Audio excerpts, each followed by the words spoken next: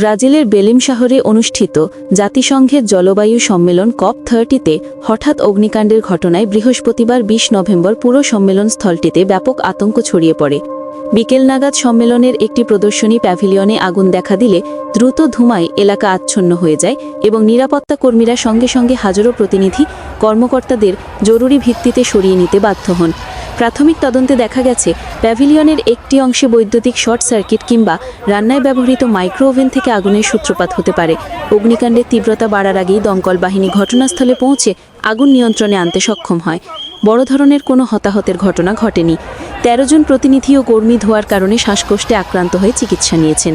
ভেনুর blue zone, যেখানে মূল জলবায়ু আলোচনা চলে, সাময়িকভাবে বন্ধ রাখা হয়।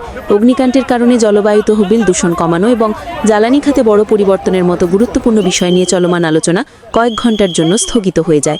জাতিসংঘ মহাসচিব আন্তোনিও গুটেরেস ঘটনার পরে বলেন, এই সাময়িক বিঘ্ন সত্ত্বেও আমাদের লক্ষ্য অপরিবর্তিত: ফসিল ফুয়েল নির্ভরতা কমিয়ে বিশ্বকে টেকসই ভবিষ্যতের পথে এগিয়ে নেওয়া। ইভেন্টের বিভিন্ন প্যাভিলিয়ন অস্থায়ী কাঠামো দিয়ে তৈরি হওয়ায় নিরাপত্তা, অগ্নি নিরাপত্তা ব্যবস্থা নিয়ে প্রশ্ন উঠেছে।